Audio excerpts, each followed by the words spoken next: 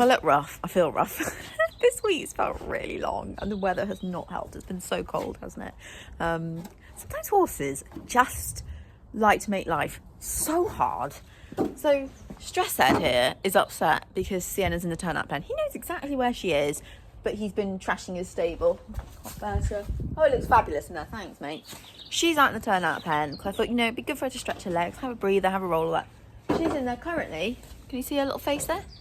She's chewing the wood in there, bucking, rearing. I'll show you. I've got some Sienna cam of her in the turnout pen, just throwing her toys out the pram because she's out there. And you think, you'd think you like to be out there. She gets the nice view. She can have a walk around. You'd think she'd want to be out there, but no. So we got him stressing because she's not in the stable. She's stressing because she's not in the stable. And you think, I give up. Fine, be in the stable then. If that's where you want to go, be in the stable.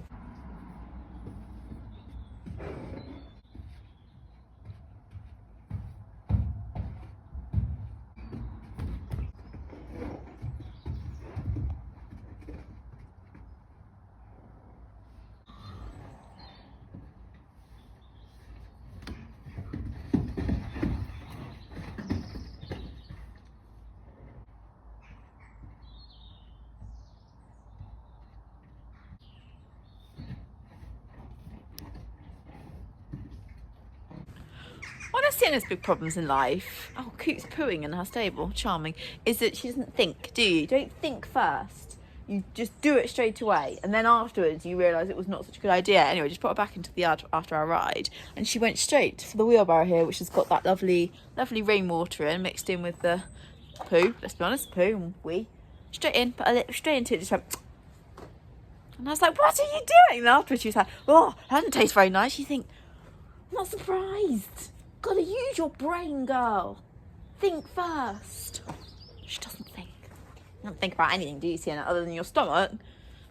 Well, that's about it, really, your stomach. Honestly. We've recently added something new to the horse's feeding regime, and that is these grass cobs. Pretty sure these are the Bailey's ones.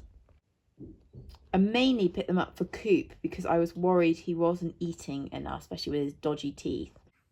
And they're really good because you can really soak them. So when I do their normal feed at 4:30, I soak them then. And then they have a few hours soaking. And then I give them to them both around 8 p.m. And initially, Sienna wasn't a fan. No surprise there. She's such a fussy eater. And Coop was kind of fine with them. But actually now I think they really enjoy them. And also they're not particularly calorific. So I know that Sienna's not going to get any fatter on them. And it just means Coop's having that little bit extra food in the evening. I feel like it's just lining his stomach a bit more. Also, it's a great way to get extra fluids in as well. Especially when you've got an older horse, sometimes they don't drink enough. So it's quite good for that as well. So yeah, so far I'm quite liking them. And they're going to last quite a long time. I'm not giving them too much at the moment. Also, if I ever have an issue with Coop not eating his haylage, it can be a kind of food replacement for him. So that's also quite useful. Should add, I don't give them a soaked scoop's worth. I just did that to show you guys. They have about 1/4 of a scoop soaked. And that shares quite well between the two of them. So it goes quite a long way, which is nice. Good morning, guys. Welcome back to my channel. I have got a few clips to put in from throughout the week. But generally speaking, this week, I really struggled. The weather just made me feel pants. I was so fed up of it being grey and cold. And we know I don't like cold weather anyway, but it feels like it's never ending. It's still cold this morning. However, when I woke up this morning, the sun was like peeking around the curtains. And I was like, oh, the sun's out. I mean, it's gone again, but it's much lighter. The clouds are lighter and it feels a bit brighter today and the birds are singing a lot more and you just think, okay, this is a slightly better day. Like I said, still freezing cold, but it feels a smidge better, which I'm grateful for because like I say, last week, it was doing me in being so cold. And it's weird because it wasn't frosty at all, but it was that wind bitter, wasn't it? So yeah, anyway, it's Sunday. I am about to take my two out for a hike. I thought, let's get it done first thing, and then we've got the rest of the day to tidy up. That's what we tend to do on the weekends, isn't it? Tidy up, sort out, get ready for the week ahead.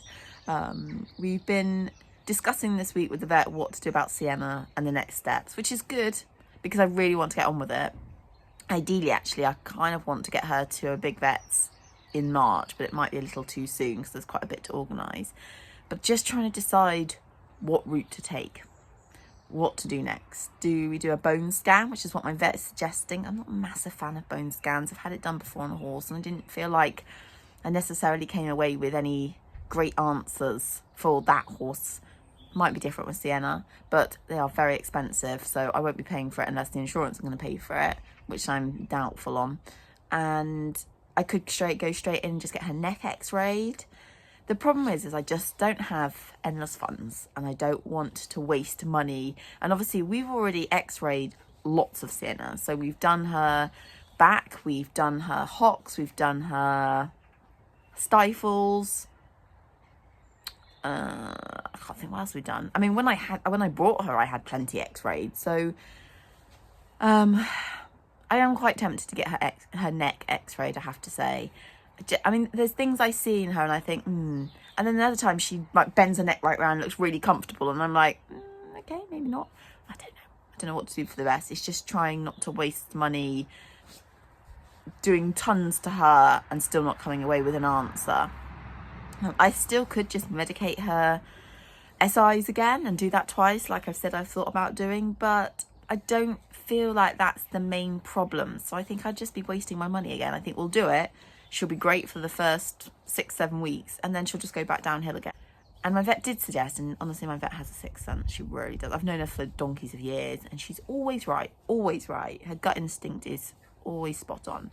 And that is that maybe Sienna's sacroiliac is just truly damaged, and actually it's never going to heal enough to be for her to be a ridden horse. And I really worry that that is the main issue.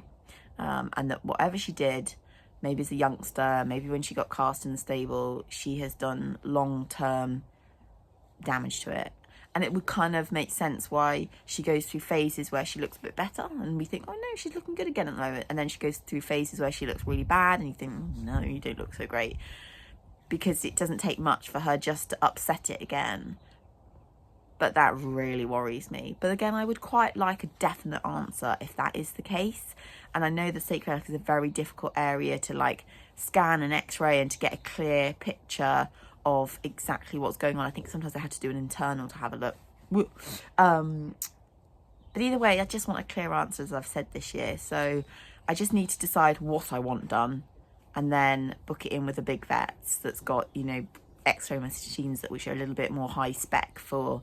Sienna's a big girl. My vet was literally like, look, she's a chunky girl. My x-ray machine is not going to give you a clear picture on her whopper neck. I was like, okay, got it. Does mean we've got to travel her, which is another thing I'm not really looking forward to. Hire a box, expensive, and try and load her. We'll start about 12 hours before. Yeah. Expensive times coming and probably stressful times coming, but we must do it. It needs to be sorted one way or another. I very much underestimated how cold it was. I was so protected in my yard this morning. I didn't have the wind chill and it felt warmish. Well, warm would be an exaggeration. It didn't feel too cold. Out hacking is absolutely bitter and it's ice cold. And I'm going to have some more chilblains when I get home because I can already feel it on my legs.